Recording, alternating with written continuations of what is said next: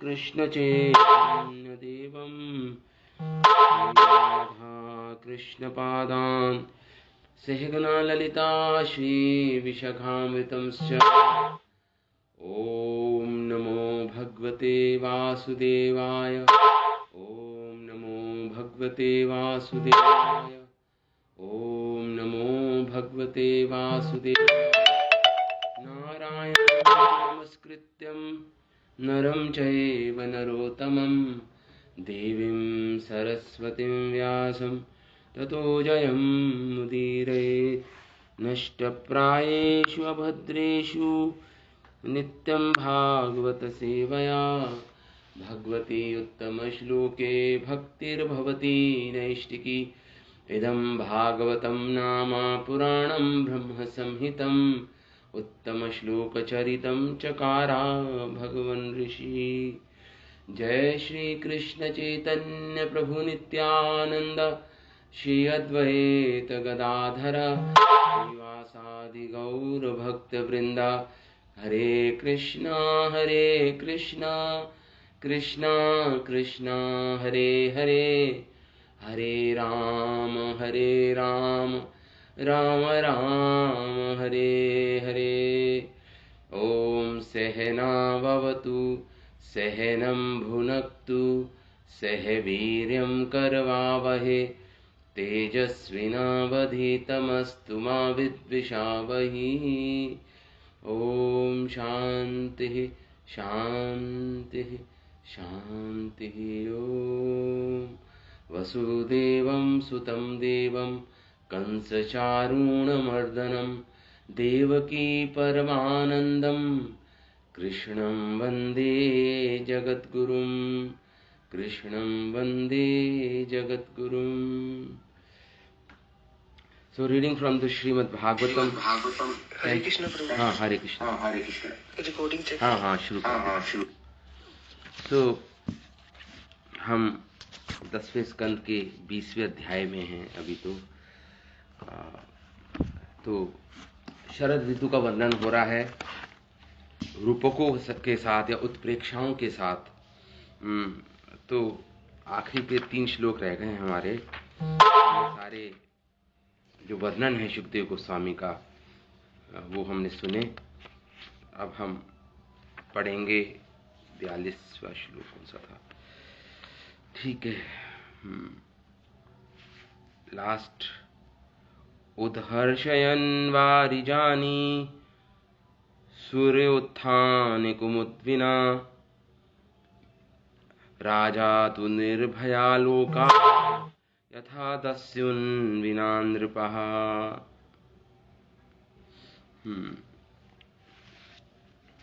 इससे पहले वाला जो श्लोक था वो था गावो मृगा खगा अनार्य। तो गौएं, हिरणियां, खग मतलब चिड़िया, अनार्य मतलब स्त्रियां, पुष्प्यण्य शरदा भवन, गर्भणी हो गई शरद ऋतु में। शरद ऋतु के में गर्भणी हो जाती हैं ये। और जिस प्रकार और इनके जो सांड है या हिरण है या पक्षी है या पुरुष है, इनके पीछे भागते हैं।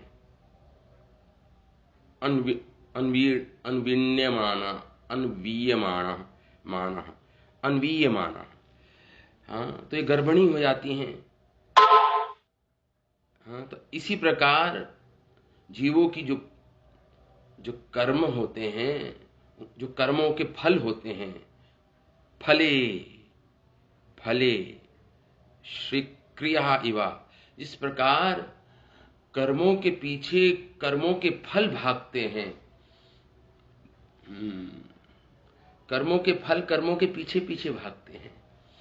जिस भी जन्म में आपने जो भी कर्म किया उसके फल निश्चित रूप से आपको प्राप्त होंगे। उसके पीछे भागते हैं।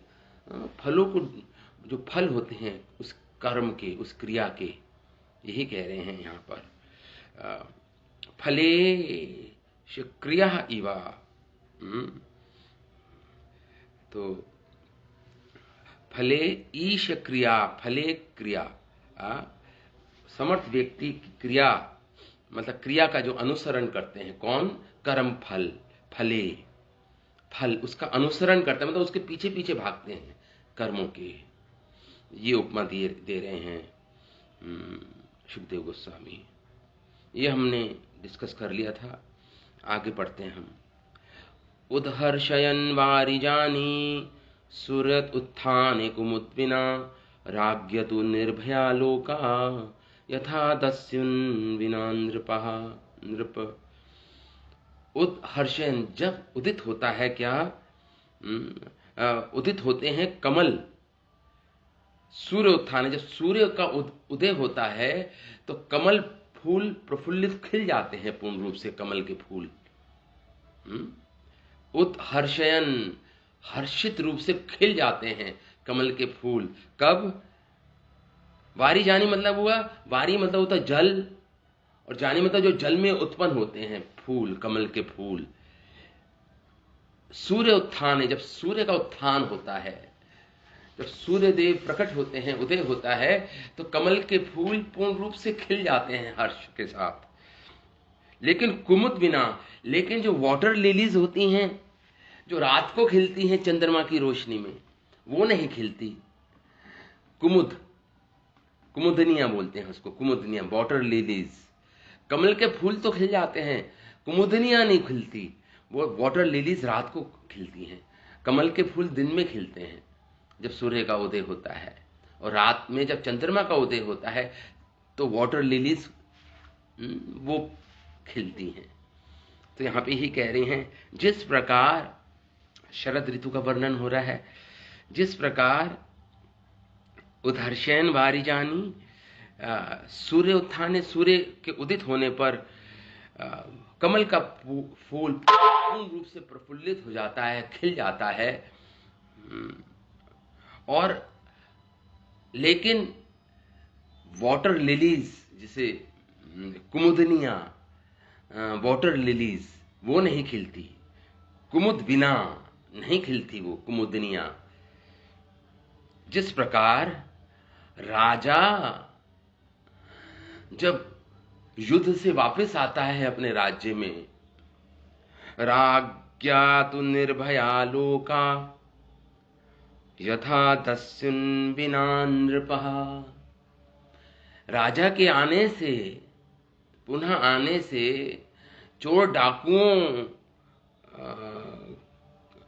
जो चोर डाकू हैं वो भयभीत हो जाते हैं।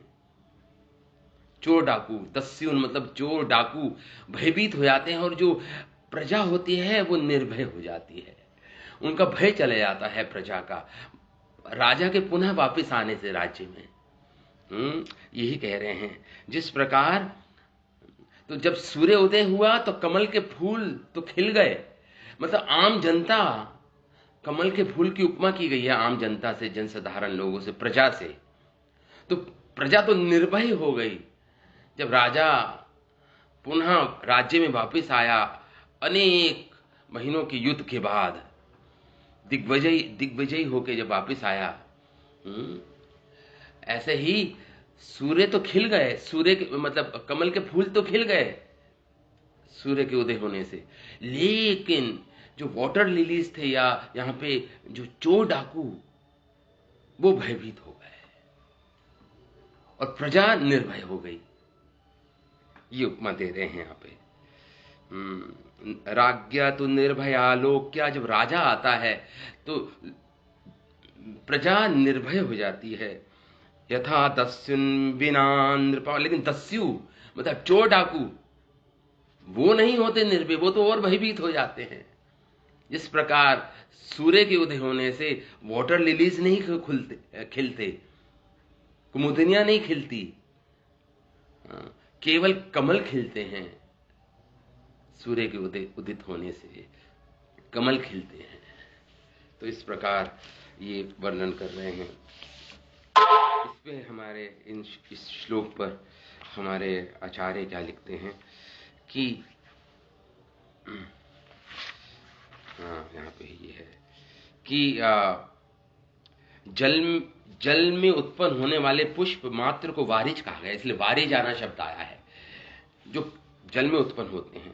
केवल कमल को ही नहीं, शरद ऋतु में कुमुद को छोड़कर सभी वारिज खिल जाते हैं। अतः वारिज शब्द से जल में उत्पन्न होने वाले सभी पुष्पों को सामान्यतः ग्रहण किया जाएगा। तो यहाँ पे सूर्य रूपी राजा के आ जाने पर या सिंहासन पर प्रथम बैठने के प्रयास होने पर कुमुद रूपी चोर डाकू प्रसन्न नहीं होते। यहाँ पे इस प्रकार बोला है, अर्थात जैसे तुम परीक्षित, जैसे मानो सुखदेव गोस्वामी परीक्षित महाराज को कह रहे हो, हे परीक्षित, जैसे तुम जब सिंहासन पे आरूढ़ होते थे उस समय कलयुग इत्यादि चोर दुखी हो गए थे। कलयुग दुखी हो गया था। महाराज परीक्षित ने कृष्ण भावना भावित थे ना, महाराजा परीक्षित भगवान के महान भक्त थे। माता की गर्भ में ही इन्होंने भगवान के दर्शन कर लिए थे, इतने बड़े भक्त थे परीक्षित महाराज। बचपन से ही कृष्ण से संबंधित खिलौने से खेलते थे, खेलों से खेलते थे, जो इतना स्मरण प्रगाढ़ था इनका परीक्षित महाराज का। हाँ, तो उनको ढूंढ रहे थे ये, जब पुत्रा के गर्भ से बाहर आए, परीक्षा देख रहे थे कहाँ कौन है वो जिनकी मैंने दर्शन माता के गर्भ में ही कर लिए थे, इसलिए इनका नाम परीक्षित पड़ गया था। तो कलयुग को इन्होंने प्रताड़ित किया, कलयुग को आने नहीं दिया।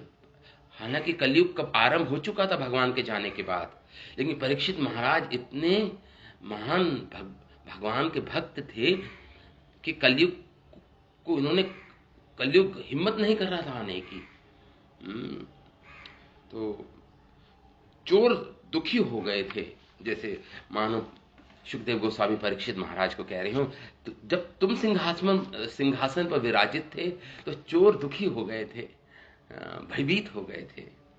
श्री मथुरा। अच्छा, यहाँ पे ये श्लोक आता है 47 श्लोक। तो श्रील प्रभुपाद अपने तात्पर्य में श्लोक पर देखते हैं कुछ लिखा है नहीं उन्होंने। श्रील प्रभुपाद लिखते हैं, नहीं, इस पे कोई तात्पर्य नहीं है श्रील प्रभुपाद का।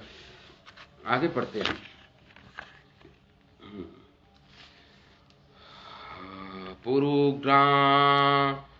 पुरुग्रामेषु आग्रण्य इंद्रियै च महोत्सवे बभौ भूपक्वशैशस्यः आढ्याकलाभ्यां नितराम हरे।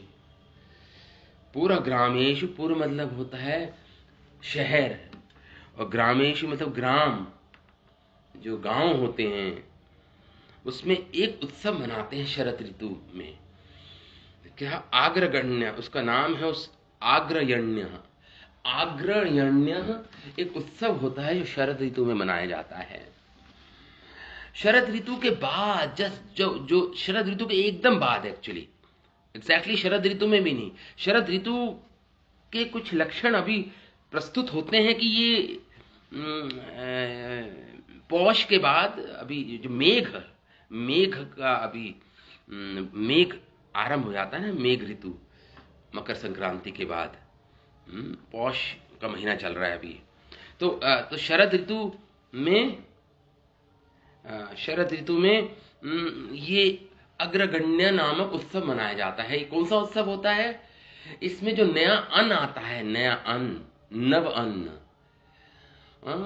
फसलें उगती हैं इसमें, नए अन्न की, इस शरद ऋतु में नए अन्न की फसलें उगती हैं, तो उससे पूजा होती है, मंदिर में चढ़ाया जाता है, उत्सव मनाया जाता है, आनंद उत्सव मनाया जाता है। उस उत्सव को बोलते हैं आग्रयण्य उत्सव। ये नई फसल के नवीन अन्न को ग्रहण करने के लिए ये उस समय एक वैदिक यज्ञ किया जाता है, महोत्सव मनाया जाता है, आनंद महोत्सव जिसे बोलते हैं, और ये वैदिक यज्ञ संपन्न करते हैं। इसका नाम है आग्रयण्य। तो यहाँ पे यही बोल रहे हैं सुखदेव गोस्वामी, उपमा दे रहे हैं कि जिस प्रकार पूरा ग्रामेषु आग्रण्य इंद्रियायेष महोत्सवा। और इंद्र की पूजा होती है, इंद्र की, हाँ, भगवान ने ये इंद्र की पूजा ही बंद करवाई थी जब गोवर्धन जी की पूजा आरंभ हुई थी। वो शरद ऋतु का ही समय था। इंद्रियश्च महोत्सवे, महोत्सव होता है ये, नया अन्न किसानों का उगता है। तो सबसे पहले इंद्र को भेंट होती थी, लेकिन भगवान ने वो बंद करा के गोवर्धन जी को भेंट कराई नई फसलें का अन्न, नई फसलों का अन्न। तो यज्ञ होता था, यज्ञ अब इंद्र के लिए नहीं किया गया, यज्ञ गोवर्धन जी के लिए किया गया। वैदिक ब्राह्मणों को बुलाया गया, गोवर्धन जी की पूजा हुई, भगवान ने आरंभ की थी गोवर्धन पूजा। महोत्सवे उसी प्रकार बभूभू पक्व शय्याढ्या। और क्योंकि पका हुआ अन्न होता है, उस समय नया अन्न होता है, पक जाता है खेतों में अन्न। तो बभू भू, भू मतलब भूमि पर, भूमि कितनी शोभायमान हो जाती है जब पका हुआ अन्न उस भूमि पर होता है। जिस प्रकार ये भूमि सुशोभित हो जाती है कृष्ण बलराम की उपस्थिति से भू आढ्य कलभ्याम नितराम हरे। अत्यधिक शोभायमान सुंदर हो जाती है, आनंदित हो जाती है भूमि जब पका हुआ फल इस पे लहराता है शरद ऋतु में। जिस प्रकार जब कृष्ण बलराम होते हैं इस पृथ्वी पर अवतरित होते हैं, तो जैसे ये पृथ्वी जो उनकी कला है, पृथ्वी क्या है, भगवान की अंशभूता है। अंशभूता मतलब भगवान की ही अंश है पृथ्वी, भगवान की अर्धांगिनी है पृथ्वी। वो खिल जाती है, आनंदित हो जाती है कृष्ण बलराम की उपस्थिति से। उसी जिस प्रकार नव अन्न, शरद ऋतु में जब नव अन्न का उत्सव होता है, आग्रहण्य यज्ञ होता है, तो शोभायमान हो जाती है ये पृथ्वी। जिस प्रकार कृष्ण बलराम की उपस्थिति शोभायमान होती है, ये कह रहे हैं यहाँ पर।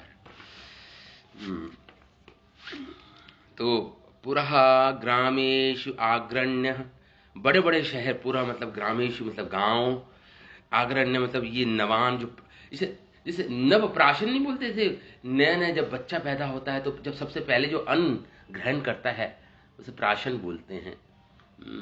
तो ऐसे ही नया नया अन्न उगा है अभी पृथ्वी पर शरद ऋतु में।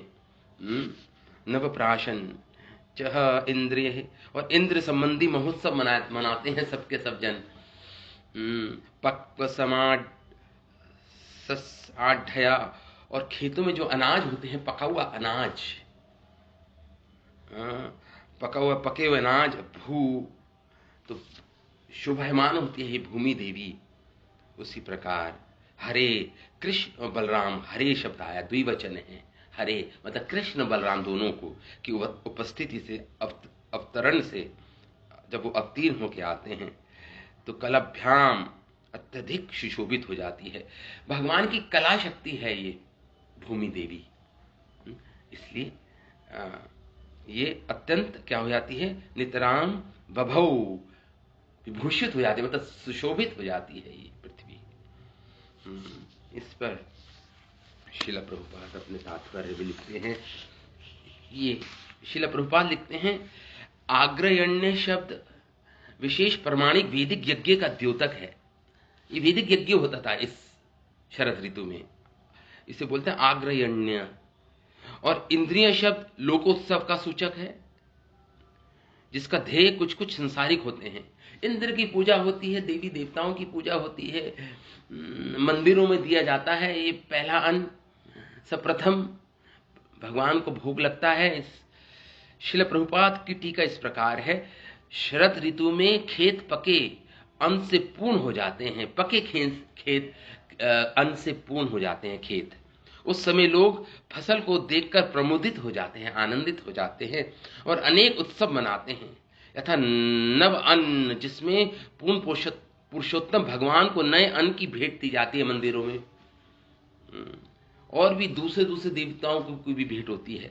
नव अन्न सर्वप्रथम विभिन्न मंदिरों के अर्चा विग्रहों को भेंट चढ़ाया जाता है और सभी लोगों को बुलाकर इस नव अन्न से बनाई हुई खीर खिलाई जाती है। और पूजा की विधियां और धार्मिक उत्सव होते हैं। इस ऋतु मतलब वो शरद ऋतु में ही होता है। विशेषतः बंगाल में जहां इस प्रकार का सबसे बड़ा उत्सव दुर्गा पूजा के नाम से मनाया जाता है। दुर्गा पूजा मनाई जाती है। श्रील प्रभुपाद लिख रहे बंगाल में। तो इसका वर्णन कर रहे हैं यहाँ पर। हमारे आचार्य क्या लिखते हैं श्रील विश्वनाथ चक्रवर्ती ठाकुर, इस श्लोक पर हम पढ़ लेते हैं। हमारे लिखते हैं कि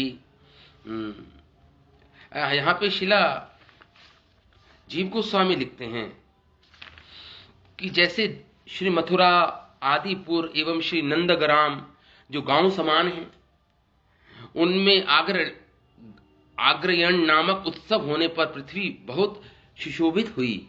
उससे धर्मशास्त्र में आता है, जीव गोस्वामी धर्मशास्त्र को कोट कर रहे हैं। धर्मशास्त्र में आता है कि नवन जो नई फसल होती है के दान होता है उस समय, एवं प्रथम भक्षण का उत्सव मनाया जाता है। ये उत्सव शरद ऋतु के एंड में होता है बिल्कुल, जब वृश्चिक नक्षत्र, जब सूर्यदेव वृश्चिक राशि में आते हैं। ये जो अग्रगण्य उत्सव है, ये नंद तिथि में नहीं मनाया जाता, देवशयन चतुर्मास में नहीं बनाया जाता, ये कृष्ण पक्ष में नहीं बनाया जाता ये उत्सव। और जब सूर्य धन राशि में प्रवेश करता है या तुला राशि की जो संक्रांति होती है, अभी तो मकर संक्रांति आएगी ना 14 जनवरी को, उसमें मकर राशि में सूर्य देव प्रवेश कर जाते हैं, मकर राशि में। लेकिन इस जो ये धन राशि में या तुला राशि में जब संक्रांति मनाई जाती है, उसमें नहीं करना चाहिए। ये अग्रगण्य उत्सव नहीं मनते, उस समय नई फसल का उत्सव नहीं मनाना चाहिए, ऐसा धर्मशास्त्र बोलते हैं। तो देवशयन में, कृष्ण पक्ष में, जब वेनिंग मून होता है कृष्ण पक्ष, उसमें नहीं मनाते। जब तुला राशि में सूर्य प्रवेश करता है उसमें नहीं मनाते। और जब तुला राशि में और धन राशि में जब प्रवेश करते हैं सूर्यदेव, तो उस समय नहीं मनाना चाहिए, ये धर्मशास्त्र बोलते हैं। ऐसा जीव गोस्वामी कोट कर रहे हैं। ये तो केवल वृश्चिक की संक्रांति, मतलब जब वृश्चिक में सूर्यदेव प्रकट होते हैं, जब जाके ये और वो कब आती है? जब सूर्यदेव वृश्चिक राशि में प्रवेश करते हैं। शरद ऋतु की जस्ट समाप्ति हुआ होता है शरद ऋतु। उस समय ही वो जो जंक्शन होता है, वो संध्या के समय मनाया जाता है, जब वृश्चिक राशि में प्रवेश कर जाते हैं सूर्य। मतलब शरद ऋतु अभी अभी जस्ट बिल्कुल खत्म ही हुई होती है। तो यहाँ पे इंद्रियों की कामने वाला इंद्र की पूजा होती है, इसलिए इंद्रिय शब्द आया है। इंद्रिय ब्रज में प्रथा थी। जीव गोस्वामी कह रहे हैं कि पहले कार्तिक के मध्य में ही इसकी पूजा होती थी। इस नव अन्न अग्रण्य यज्ञ की, नव अन्न महोत्सव की कार्तिक में ही हो जाती थी। श्री कृष्ण ने इस पूजा का खंडन करके गोवर्धन जी की पूजा आरंभ की थी। अगर आपको स्मरण हो, ये कार्तिक का महीना ही था जब गोवर्धन जी की पूजा होती है। उस समय इंद्र की पूजा होती थी, लेकिन वो प्रथा थी, परंपरा थी ब्रजवासियों की। नंद बाबा इसलिए करते क्योंकि परंपरा है। भगवान ने यही तो पूछा था, प्रभु हे पिताजी ये बताइए कि ये कोई परंपरा है या शास्त्रों में लिखित है, ये जो आप इंद्र की पूजा कर रहे हैं, इंद्र का यज्ञ कर रहे हैं, इतना बड़ा महोत्सव। तो उस समय भगवान ने अनेक तर्क देकर ब्रजवासियों को ये पूर्ण विश्वास दिलवाया कि अब आपको इंद्र की पूजा नहीं है, गोवर्धन जी की पूजा करनी है। तो अतः उन्होंने इसका आदर किया। फिर ब्रजवासियों ने, ये भूमि कैसी थी, कैसे सुशोभित हुई? उत्तर है, ये भूमि भगवान की एक कला है, भगवान की एक शक्ति है। कला मतलब अंश को कला बोल देते हैं। यह भगवान का एक अंश है, ये छोटी भूमि, और ये दोनों रामकृष्ण के द्वारा सुशोभित हुई। दोनों रामकृष्ण की उपस्थिति से जिस प्रकार भगवान की कला शक्ति, भगवान की भूमि देवी सुशोभित हुई, जिस प्रकार अग्रगण्य महोत्सव में पके हुए फल से सुशोभित होती है पृथ्वी, तो ये उत्प्रेक्षा दे रहे हैं सुखदेव गोस्वामी यहाँ पर। तो इस पर श्रील विश्वनाथ चक्रवर्ती ठाकुर लिखते हैं इस श्लोक पर, इसी श्लोक पर कि अग्रगण्य नए अन्न के भोजनार्थ एक वैदिक उत्सव होता है। स्मृति शास्त्र में कहा गया है कि नव अन्न भक्षण का उत्सव नंदा तिथि, देवशयन, कृष्ण पक्ष, धन और तुला की संक्रांति में नहीं करना चाहिए, ऐसा धर्मशास्त्र में लिखा हुआ, नहीं करना चाहिए। इस प्रकार प्रबोधिनी एकादशी के बाद वृश्चिक की संक्रांति में यह उत्सव समझना चाहिए, मनाना चाहिए, ऐसे मनाते थे। यहां शरद ऋतु के अंत के लिए भी शरद का ही शब्द आया है, शरद ऋतु में, क्योंकि शरद ऋतु का अंत ही है अभी, तो शरद में ही समझ लीजिए आप, में ये उत्सव मनाया जाता है। इंद्र संबंधी यज्ञ होता था। जब कृष्ण ने इस इंद्र यज्ञ को भंग कराया, उस घटना के पूर्व ही ये शरद ऋतु का ये वर्णन है। शरद, अभी बाद में गोवर्धन पूजा आएगी, तो शरद ऋतु के बाद ही गोवर्धन पूजा, बस उसके बाद, उससे पहले का वर्णन है ये शरद ऋतु का। सुशोभित भूमि कैसी हुई? वे हरि की कला शक्ति रूपी थी, वो भूमि देवी जो इन रामकृष्ण से प्रकट हुई थी।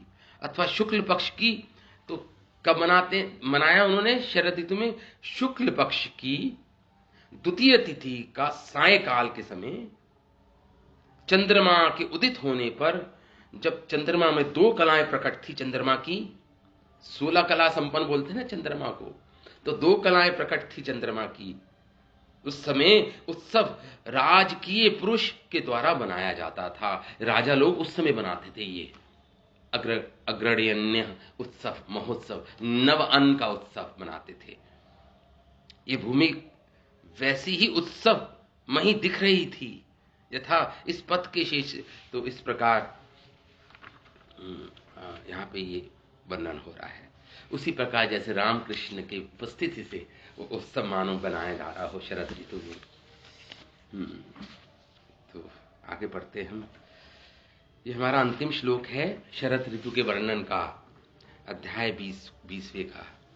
वर्णिक मुनीन्द्र पास्ताः निर्गण्यम् अर्थान् प्रपिद्यरे, वर्षारुद्ध यथा सिद्धा स्वपिंडान काल आगते। बहुत सुंदर वर्णन कर रहे हैं सुखदेव गोस्वामी। एक और उत्प्रेक्षा दे रहे हैं। वणिक मतलब बिजनेसमैन, वाणिज्य जो करता है, वणिक, व्यापारीगण, मुनि मतलब साधु सन्यासी, नृप मतलब क्षत्रिय राजा, और स्नाता मतलब ब्राह्मण स्नाता। तो ये 4 जन जब वर्षा ऋतु जब शरद ऋतु में ये वर्षा ऋतु में इकट्ठे हो गए थे, सबके सब इधर उधर जा नहीं पा रहे थे। व्यापारीगण वाणिज्य के लिए, बिजनेस के लिए इधर उधर नहीं जा पा रहे थे क्योंकि वर्षा ऋतु थी।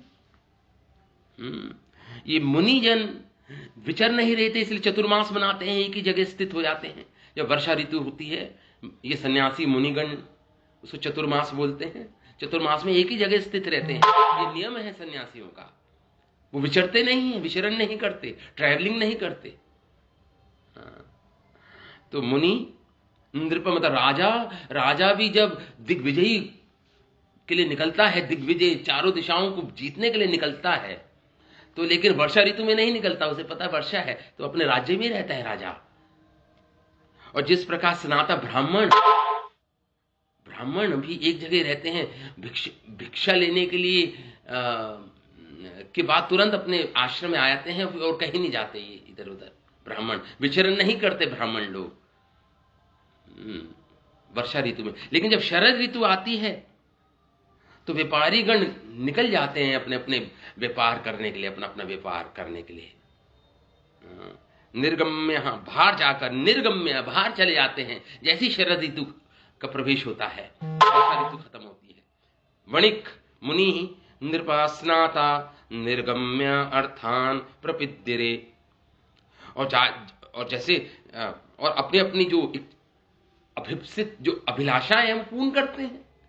ब्राह्मण जन, व्यापारी जन, राजा और मुनिजन जो जो अपनी अपनी इनकी अभिलाषाएं होती हैं वो पूर्ण करते हैं, बाहर निकलते हैं जब शरद ऋतु आती है।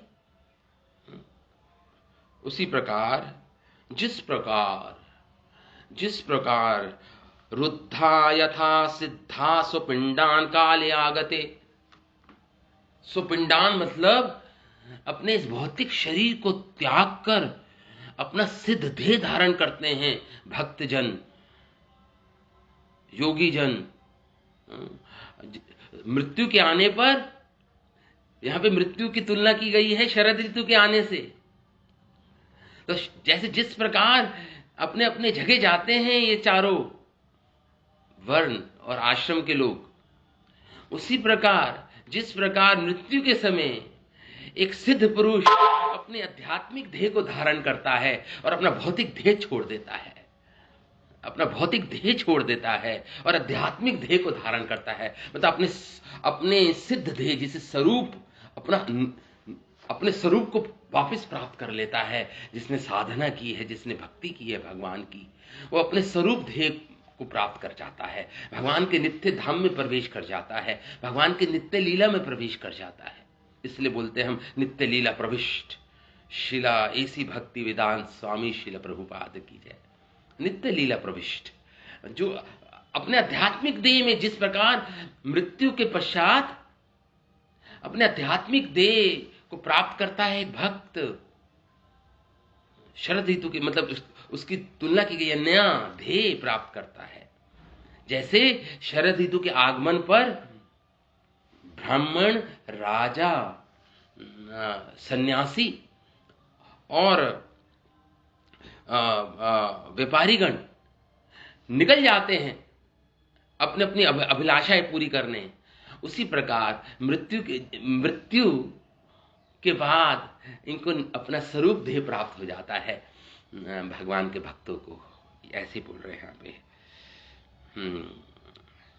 कि व्यापारी, मुनिजन, राजा तथा ब्रह्मचारी, विद्यार्थी, स्नातक बोलते हैं जिसको, जो वर्षा के कारण जहां तहां अटक पड़े थे, एक जगह इकट्ठे हुए थे वर्षा के कारण, अब बाहर जाने और अपने अपने अभीष्ट पदार्थ प्राप्त करने के लिए स्वतंत्र थे। अब अपना जो अभीष्ट पदार्थ था, अपना अभीष्ट जो अभिलाषाएं थी उसको प्राप्त करने के लिए अब स्वतंत्र थे वो। अब शरद ऋतु आ गई है, वर्षा खत्म हो गई है।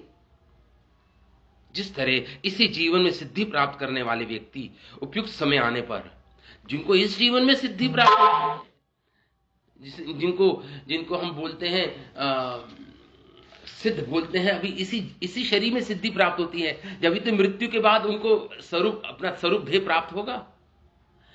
अगर इसी जीवन में सिद्धि प्राप्त नहीं हुई तो मृत्यु के बाद भी परम गंतव्य तक नहीं पहुंच पाएगा, स्वरूप उनको सिद्ध देह नहीं मिल पाएगा या अपना आध्यात्मिक शरीर नहीं मिल पाएगा उनको।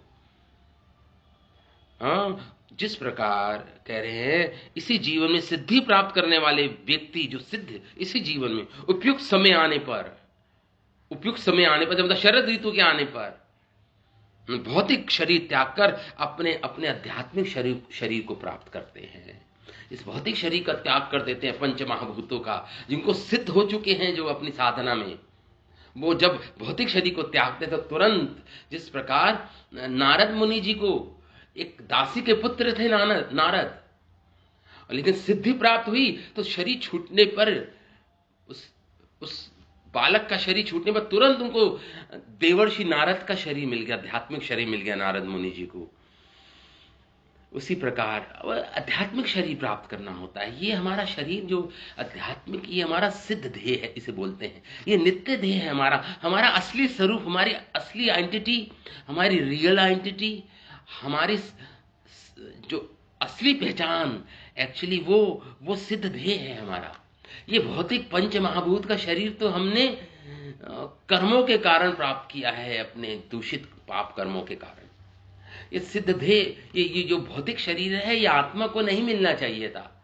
ये आत्मा के लिए ये एक फॉरेन बॉडी है, समझ लीजिए। मतलब इट्स लाइक ये आत्मा के लिए ये स्वाभाविक नहीं है। ये भौतिक शरीर को धारण करना आत्मा के लिए स्वाभाविक नहीं है। वास्तविक शरीर तो आत्मा का आध्यात्मिक देह, जिसे आध्यात्मिक देह बोलते हैं, सिद्ध देह बोलते हैं, स्वरूप बोलते हैं, स्वरूप देह, जिसको अपना स्वरूप है, वो रियल स्वरूप है, वो उसका असली स्वरूप है। ये भौतिक देह तो आवृत, ये तो आवरण है, ढक लिया है इसने तो आत्मा को, इस भौतिक देह ने। जिस देह में हम अभी, जिसको अभी हमने प्राप्त कर रखा है, वो पहचान नहीं है आत्मा की। आत्मा का कुछ भी संबंध नहीं है इस भौतिक देह से। लेकिन ये भौतिक देह तो हमने अपने कर्मों के कारण प्राप्त किया है, सकाम कर्मों के कारण प्राप्त किया है। पाप और पुण्य कर्मों के कारण हमें भौतिक देह मिला है। लेकिन जैसे आपने ए ब्लड ग्रुप वाले को बी ब्लड ग्रुप दे दिया हो, इसे बोलते हैं इनकम्पैटिबिलिटी। इनकम्पैटिबिलिटी मतलब कंपैटिबल नहीं है। ऐसी आत्मा के लिए शरीर धारण करना कंपैटिबल नहीं है। क्यों नहीं है? क्योंकि आत्मा चिन्मय पदार्थ है, चेतन पदार्थ है, और ये शरीर जड़ पदार्थ है। इनका स्वभाव बिल्कुल विपरीत है। आत्मा सत्य मतलब शाश्वत है, चित मतलब चैतन्य से युक्त है, ज्ञान से युक्त है आत्मा, और सत चित आनंद है उसमें, आत्मा में, क्योंकि परमात्मा से जुड़ी हुई है वो आत्मा। ये आनंद परमात्मा से आ रहा है आत्मा के अंदर। क्योंकि भगवान का अंश है ये सनातन, ये जीवात्मा, आत्मा। और शरीर क्या है? असत है, अचित है और निरानंद है। शरीर असत मतलब शाश्वत नहीं, कुछ समय तक टिकता है। 6 विकार होते हैं इस शरीर में, आत्मा में कोई विकार नहीं होते। ये शरीर से संबंधित है 6 विकार। और अचित मतलब इसमें कोई ज्ञान नहीं है, जड़ वस्तु है, उसमें क्या ज्ञान होगा। 5 पंच महाभूत से बना ये शरीर, हड्डी मांस मलमूत्र से भरा ये शरीर, बैग ऑफ स्किन, उस पर कवरिंग है स्किन की, पैकेजिंग है स्किन की। तो अचित है ये, और निराश। इसमें कोई आनंद कहाँ? इसमें कोई आनंद नहीं है शरीर में। तो आत्मा का जो आनंद है वो भगवान से संबंधित आनंद है। आत्मा का भगवान से संबंधित है ना आत्मा।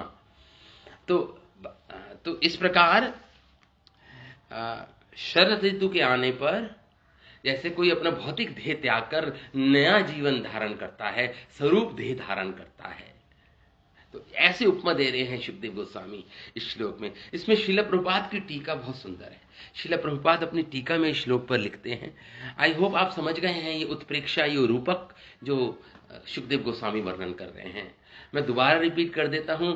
जिस प्रकार व्यापारी, मुनिजन, राजा और ब्रह्मचारी विद्यार्थी जो वर्षा के कारण जहां तहां अटके पड़े थे, अब बाहर चले जाते हैं वर्षा ऋतु की समाप्ति पर, और अपने अपने मतलब शरद ऋतु के आगमन पर, और अपने अपने अभीष्ट पदार्थ प्राप्त करने के लिए वो स्वतंत्र होते हैं।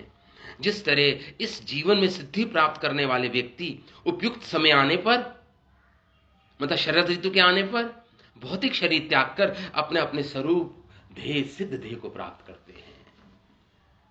बहुत सुंदर श्रील प्रभुपाद की टीका है इसमें। वृंदावन में पूर्ण पुरुषोत्तम भगवान श्री कृष्ण तथा बलराम की उपस्थिति के कारण शरद ऋतु अत्यंत शोभायमान थी। ये तो पिछले श्लोक में हमने पढ़ा। शरद ऋतु अत्यंत शोभायमान थी। शरद ऋतु जिस प्रकार नव अन्न का उत्सव मनाते हैं, व्यापारी, राजा, बड़े बड़े मुनि इच्छित फल प्राप्त करने के लिए बाहर जाने के लिए स्वतंत्र होते हैं शरद ऋतु में। इस तरह आध्यात्मिकवादियों ने जो अध्यात्म का अभ्यास कर रहे हैं अपने जीवन में, उनको बोलते हैं अध्यात्मवादी, ने भी इस देह रूपी बंधन से मुक्त हो जाने पर, ये देह रूपी बंधन से मुक्त हो गए, ये देह बंधन है हमारे लिए। ये देह को धारण करना, मैंने बताया, बंधन है आत्मा के लिए। उस पर थोपा गया है, आत्मा पे बलात् थोपा गया है। इस देह को आत्मा ने धारण करना पड़ा, बलात् इसको एक शरीर मिला, किसी गर्भ में प्रवेश करना पड़ा अपने कर्मों के कारण इस आत्मा को, जीवात्मा को, और इसको एक देह मिला वहां पर। चाहे कुत्ते का देह मिले, चाहे किसी और योनि में देह मिले, या मनुष्य का देह मिले, इसको बलात् उसमें प्रवेश कराया जाता है। भगवान, ये कर्मों का नियम, भगवान ने जो कर्म का नियम बना रखे हैं उसके अनुसार, इसलिए इस देह को कर्म विपाक बोलते हैं। विपाक मतलब होता है, आयुर्वेद में विपाक का अर्थ हो गया, जब आप खाना खाते हो, जब आप प्रसाद पाते हो, तो पेट में जाकर वो पूरा कायल बन जाता है, वो बिल्कुल लिक्विड सा बन जाता है, उसे विपाक बोलते हैं। और फिर जाके वो आंतड़ियों में जाकर आंतड़ियां उसको अपने अंदर एब्जॉर्ब कर लेती हैं, ले लेती हैं, उससे आपको न्यूट्रिशन मिलता है, आपका पोषण होता है उससे, तो उसे विपाक बोलते हैं। खाना विपाक में बदल जाता है, जिससे शरीर उसको ग्रहण कर पाए, उस पोषण को, उन तत्वों को, पौष्टिक तत्वों को क्या कर पाए, ग्रहण कर पाए, उसे विपाक। तो ये शरीर तो कर्म विपाक है, कर्मों के कारण मिला है, ये ऐसा है हमें, अपने कर्मों के कारण, पुण्य हो या पाप कर्म हो, दोनों ही आत्मा से कोई संबंध नहीं है, ना पुण्य कर्म का ना पाप कर्मों का। तो ये विपाक है शरीर। इस प्रकार जैसे अध्यात्मवादियों ने इस देह रूपी बंधन से मुक्त होने पर अपना अभिष्ट प्राप्त किया। वर्षा ऋतु में व्यापारी वर्ग एक स्थान से दूसरे स्थान की यात्रा नहीं कर सकता था वर्षा ऋतु में, अब कर सकता है, स्वतंत्र है वो, अतः उसे वांछित लाभ की प्राप्ति नहीं होती।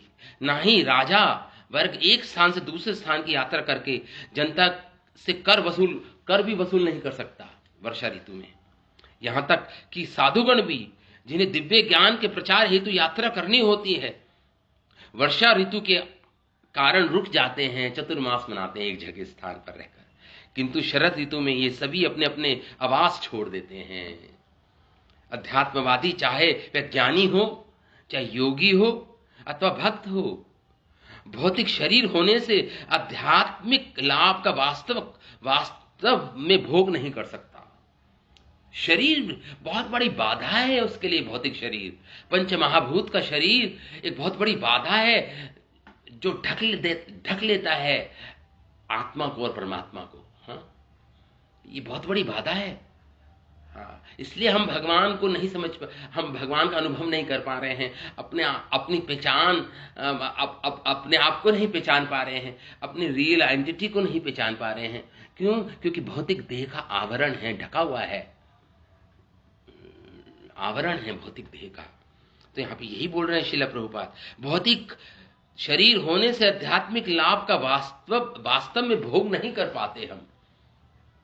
किंतु ज्यों ही ये देह त्याग देता है, अर्थात मरणोपरांत ज्ञानी परमेश्वर के आध्यात्मिक तेज में लीन हो जाता है, योगी विविध सत्यलोक, महरलोक, तपालोक, सत्यलोक तक पहुंच जाता है, ब्रह्मा जी के लोक तक पहुंच जाता है, और भक्त भगवान के निज धाम गोलोक वृंदावन या वैकुंठ चला जाता है।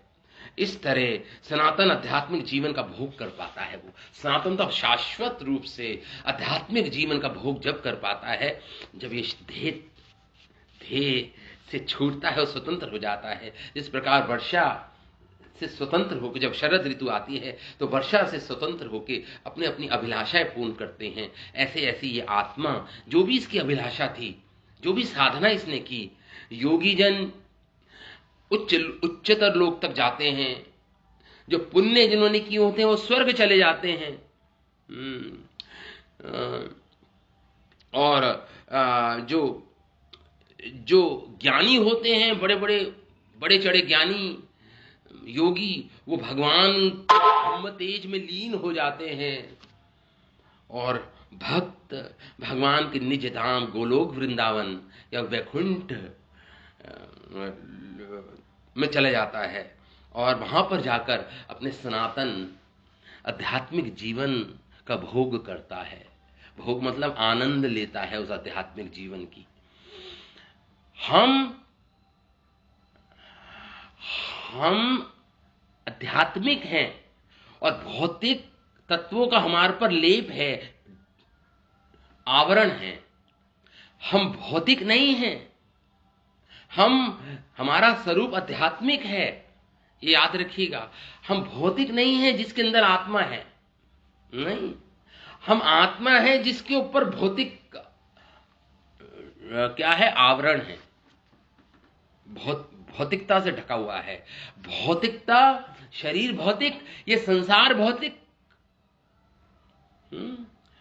और हम इस भौतिक में ही समझ लो, मतलब अपना हीरे जवाहरात, अपनी असली धन छोड़कर हम तो लकड़ी काटने में लग गए हैं। इस संसार में लकड़ी काट रहे हैं, मतलब समझ लीजिए आप, हम रत्नों को छोड़कर, अपने आध्यात्मिक स्वरूप को छोड़कर, आध्यात्मिक ध्येय को भूलकर हम इस भौतिक संसार में अनेक अनेक भौतिक ध्येय ले रहे हैं। हमें बाध्य किया जा रहा है अनेक अनेक भौतिक 84 लाख योनियों में नए नए प्रकार के ध्येय हम धारण कर रहे हैं। ये जीवात्मा को करना पड़ रहा है। तो मान लो अपना असली धन छोड़ के हम तो निर्धन बन के यहाँ पे रो रहे हैं, घूम रहे हैं इस भौतिक संसार में, खो गए हैं। ये जीवात्मा खो गई है, इस भौतिक संसार रूपी मेले में खो गई है। और इसी को अपना सब कुछ मान बैठी, इसी से अपनी पहचान कर रही है, इसमें अहमता ममता कर रही है, अहम ममेति। यही यहाँ पे एक्सप्लेन किया जा रहा है शिला शुकदेव गोस्वामी के द्वारा। शिला प्रभुपाद का बहुत सुंदर तात्पर्य है इस पर। हमारे आचार्यगण इस श्लोक पर क्या लिखते हैं? हमारे आचार्यगण लिखते हैं, जैसे व्यापारी, राजा, यति मतलब सन्यासी और स्नातक, ये चारों वर्षा के कारण अभी तक अपने अपने स्थानों पर रुके हुए थे, परंतु अब वर्षा ऋतु समाप्त हो गई जाने पर अपने अपने कार्यों पर निकल पड़े। अर्थात व्यापारी वाणिज्य के लिए, मुनि स्वच्छंद विचरण करने के लिए, राजा दिग्विजय करने के लिए, और जो ब्राह्मण विद्यार्थी हैं वो अधिक विद्या प्राप्त करने के लिए जुट गए, अपने अपने स्वतंत्र हो गए। अब जैसे सिद्धगण जब तक उनकी आयु थी उतने वर्षों तक प्राकृत शरीर में बंधे रहे, इसे प्राकृत शरीर बोलते हैं, भौतिक शरीर, परंतु अंत समय आ जाने पर वे अपने पार्षद मतलब भगवान का पार्षद बन गए, नित्य सिद्ध ध्येय प्राप्त हुआ, आदि ध्येय को प्राप्त कर लेते हैं। प्रकृति की ये घटना साधना सिद्धों के लिए उपादेय है, मतलब ग्रहण करने योग्य है।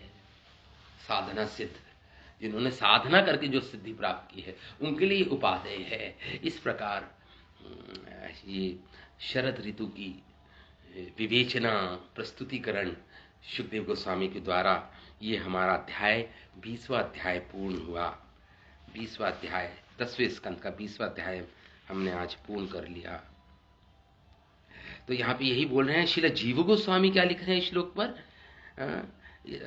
कि व्यापारी, मुनि, राजा, विद्वान सभी लोग वर्षा काल में अपने अपने स्थानों पर रुक गए थे, अब बाहर निकल आए। व्यापारी आदि तो इस प्रकार शरद ऋतु के आने पर अब निकल पड़े। उन लोगों में स्नातकों का लक्षण है तीर्थाटन, जिसे वह अब शरद ऋतु आने पर प्राप्त कर रहे हैं। जैसे भक्ति साधन की सिद्धि होने पर कोई सिद्ध महात्मा अपने लक्ष्य पार्षद ध्येय को प्राप्त करता है, क्योंकि उसको भक्ति करते करते इसे जीवन मुक्त अवस्था बोलते हैं। जीते हुए मुक्त अवस्था है, इसे जीवन मुक्त अवस्था बोलते हैं। रूप गोस्वामी जीवन मुक्त अवस्था है, जी रहे हैं, इस देह में हैं लेकिन मुक्त अवस्था में हैं। तो मृत्यु के बाद उनको सिद्ध ध्येय प्राप्त हो जाते हैं ऐसे जनों को, लेकिन उनको जीते हुए मुक्त होना पड़ेगा। पहले जीते हुए सिद्धि प्राप्त होगी, जब करेंगे तो जब मृत्यु के बाद सिद्ध ध्येय मिलेगा। ऐसा आप ना सोचें कि इस ध्येय में हमें सिद्धि नहीं, हमें मृत्यु के बाद सिद्धि प्राप्त होगी, नहीं। आपको इस ध्येय के साथ जब जिनको सिद्धि प्राप्त होती है उनको ही सिद्ध ध्येय प्राप्त होता है मृत्यु के बाद, यही होता है। ये हमारा 20वां अध्याय पूर्ण हुआ, 10वें स्कंद का 20वां अध्याय। इस प्रकार शुकदेव गोस्वामी ने शरद ऋतु, वर्षा ऋतु और शरद ऋतु का उपमा के साथ, उत्प्रेक्षाओं के साथ, रूपक के साथ बहुत सुंदर वर्णन किया, जो प्रैक्टिकल है, जो हम देखते हैं, हमारे एक्सपीरियंस, हमारे अनुभव में आता है। उस अनुभव के अनुसार हमें शिक्षाएं भी दे दी श्री सुखदेव गोस्वामी ने। तो जिसे हम रिलेट कर पाते हैं, जिसे हम रिलेट कर पाते हैं अपने आप से, ऐसी सुंदर शिक्षाएं दी हैं श्रीला सुखदेव गोस्वामी ने इस अध्याय में। तो अब हम 21वां अध्याय 21st चैप्टर 21वां अध्याय आरंभ करते हैं, जिसका नाम है वेणुगीत। अब ये ना वेणुगीत है, ये तो अब रियल वृंदावन में आप प्रवेश कर रहे हैं, आप समझ लीजिए। अब आप वेणुगीत का आस्वादन करेंगे। वेणुगीत जिसे भगवान ने वेणु जब बजाई और जब गोपियों ने आपस में एक दूसरे से वार्तालाप की उस वेणुगीत के बारे में, के संबंध में, उनका वो सब वर्णित है इसमें। और किस तरह भगवान, अभी शरद ऋतु ही है, शरद ऋतु में ही भगवान ने वेणुगीत बजाई है। तो अभी तक तो शरद ऋतु की वर्ष चर्चा हो रही थी, अब शरद कालीन में भगवान की क्या क्या लीला हो रही हैं वो वर्णन किया जाएगा इस अध्याय में। शरद ऋतु में ही भगवान ने कौन कौन सी क्रीड़ा की, लीलाएं की शरद ऋतु में, उसका वर्णन किया। अभी तक तो शरद ऋतु का वर्णन कर रहे थे सुखदेव गोस्वामी, अब भगवान कृष्ण की लीलाएं, प्रेममयी लीलाएं, भगवान का माधुर्य का वर्णन यहां पे होगा इस श्लोक में, इस अध्याय में, वेणुगीत के अध्याय में, 21वें अध्याय में। इत्थम शरद अच्युतः, इस प्रकार शरद ऋतु भगवान कृष्ण स्वच्छ जलम, निर्मल जल हो जाता शरद ऋतु में, पद्माकर कमलों से सुगंधित क्या हो जाते हैं, से युक्त, वायु बहती है कमलों की सुगंध को लेकर, वायु प्रवाहित होती है मंद गति से। न विशद, वन में प्रविष्ट हुए, अब भगवान वन में प्रवेश कर रहे हैं। सह गो गोपालकः, किनके साथ, गौओं के साथ और अपने सह गोपालों के साथ, अपने मित्रों के साथ भगवान प्रवेश कर रहे हैं वृंदावन के वन में। यहाँ पे जो वन की जो इतने सुंदर जो वर्णन कर रहे हैं सुखदेव गोस्वामी कि इत्थम शरद अच्युता स्वच्छ जलम पद्माकर सुगंधिना नया विशत वायुनां वातम सह गोपालको अच्युतः। भगवान अच्युत इत्थम शरद स्वच्छ जलम, वन में प्रवेश कर रहे हैं और देख रहे हैं शरद ऋतु में स्वच्छ जल है। इस समय सरोवरों में, नदियों में स्वच्छ जल है। पद्माकर सुगंधिना, और जो पद्म मतलब कमल की जो सुगंध है, पद्माकर सुगंधिना, जो पद्म मतलब कमल के फूल की जो सुगंधी जो सुगंध है। न विशद वायु ना वातम, वायु उसको अपने साथ लिए जा रही है, प्रवाहित हो रही है। वायु नाम वातम, वो वात वायु कमल की सुंदर कमल की सुगंध को कैरी कर रही है, मतलब अपने समेटे हुए। नए विशद, प्रवेश किया, विशद मतलब प्रवेश किया, प्राविशद भगवान ने प्रवेश किया, किनके साथ, सह गोपालको अच्युतः, किनके साथ, अपने गौओं के साथ, बाल गोपालों के साथ, भगवान के जो सखागण थे, भगवान ने प्रवेश किया शरद ऋतु में। भगवान की क्रीड़ा का वर्णन करेंगे अब सुखदेव गोस्वामी। कुस्मित वनराजी सुष्मी भृंग द्विजकुलः सरासरित महिश्रम पुष्ट मधुपति। भगवान को मधुपति करके पुकार रहे हैं सुखदेव गोस्वामी। क्यों? क्योंकि वसंत ऋतु के जो राजा हैं, जो वसंत ऋतु के पति हैं, उनको बोलते हैं मधुपति। तो भगवान मानो वसंत ऋतु का आनंद, मानो भगवान मधुपति हों, इस प्रकार सुखदेव गोस्वामी वर्णन कर रहे हैं। कुस्मित वनराजी, जो वन के जो वनराजी मतलब वन के जो वृक्ष थे, जो पंक्तियां थी वनों में, जो वृक्षों की पंक्तियां थी उसमें, और फूलों से लदे हुए वो वृक्ष थे उस समय जब भगवान ने प्रवेश किया शरद ऋतु में वृंदावन के वनों में। कुसुमित वन राजी सुष्मी भृंग द्विजकुलः। सुष्मी भृंग, भृंग मतलब भंवरे, भंवरे उस पुष्पों पर मंडरा रहे हों, भगवान के मुख पर मंडरा रहे हों, भगवान चल रहे हैं और आस पास वो भंवरे, भगवान कमल के पुष्प से भी ज्यादा सुगंध है भगवान में ना, तो पुष्पों से भी, तो वो भंवरे क्या कर रहे हैं, सुष्मी भृंग मतवाले होकर हो रहे हैं भगवान की सौंदर्य को देखकर। और वो जो पुष्प से लदे उस शरद ऋतु के वृक्षों को देखकर मतवाले हो रहे हैं भ्रमर, और भगवान की चारों ओर उन पुष्पों पर मंडरा रहे हैं, मधुपान कर रहे हैं। और द्विजकुले, द्विज मतलब पक्षी, द्विज बोलते हैं जो ट्वाइस बॉर्न होते हैं। ट्वाइस बॉर्न मतलब 2 बार जिनका जन्म होता है, तो पहले अंडा होता है फिर अंडे से निकलते हैं पक्षी, तो 2 बार जन्म हो गया द्विजकुले। जैसे हमारे दांत हैं, पहले तो दूध के मिल्क टीथ आते हैं, उसके बाद परमानेंट टीथ आते हैं, उसे भी द्विजा बोलते हैं। हमारे दांतों को भी, पक्षियों को भी द्विजा बोलते हैं, और ब्राह्मण को भी द्विजा बोलते हैं, क्योंकि जब वो उपनयन संस्कार होता है, जब गुरुकुल में शिक्षा आरंभ होती है, तो उसको उपनयन संस्कार यज्ञ किया जाता है, यज्ञोपवीत संस्कारिक उसको एक यज्ञ, एक उपनयन संस्कार उसे बोलते हैं। उसके बाद उसकी गुरुकुल की शिक्षा आरंभ होती है, उस समय वो द्विजा बन जाता है, ब्राह्मण द्विजा बन जाता है, ट्वाइस बॉर्न बन जाता है, उनको भी द्विजा बोलते हैं। तो वो, और पक्षियों को भी द्विजा बोलते हैं, द्विजक। तो कुसुमित वनराजी सुष्मी भृंग द्विजकुलः, जो पक्षियों के झुंड, सरासरित महिश्रम घुष्ट मधुपति बलाह।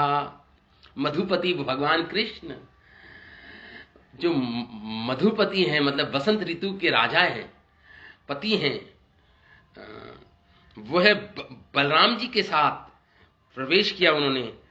और क्या वन के सरोवर, सरह सरित मतलब नदियां, और महिश्रम मतलब पर्वत गूंज रहे हैं, गूंजते रहते भगवान। मधुपति बल पशुपाल सह अब गाया। पशुपाल में भगवान जो पशुओं के पालक हैं, पशुपाल ग्वाल बालों के साथ, जो पशु ग्वाल बालों के साथ, भगवान पशुपालों के साथ सह अवगाया, भीतर प्रवेश किया वन में। चार्यन वेणुम चुकूस, और भगवान ने वेणु गीत, सुंदर वेणु गीत बजाई, वेणु गीत का आलाप किया, वेणु बजाई भगवान ने अपनी।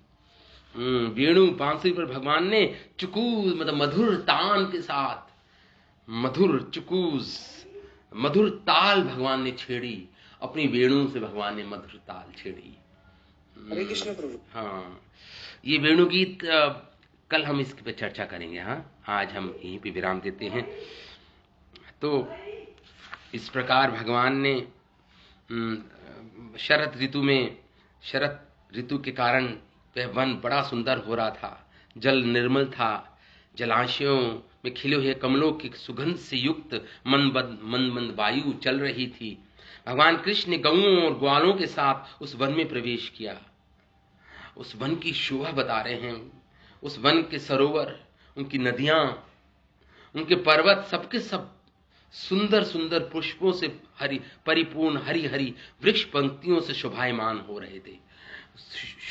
भगवान की शोभा से पहले सुखदेव गोस्वामी वृंदावन की शोभा बता रहे हैं, वर्णन कर रहे हैं। कितना सुंदर वन था। और वहां पर मतवाले भोरे स्थान स्थान पर गुनगुना रहे थे, ध्वनि निकाल रहे थे, और पक्षियों के झुंड नदियों में वृक्षों पर कलरव मतलब खेल रहे थे। पक्षियों की कुछ कुछ हट थी, भवरे गुंजायमान थे और पुष्प से लदे।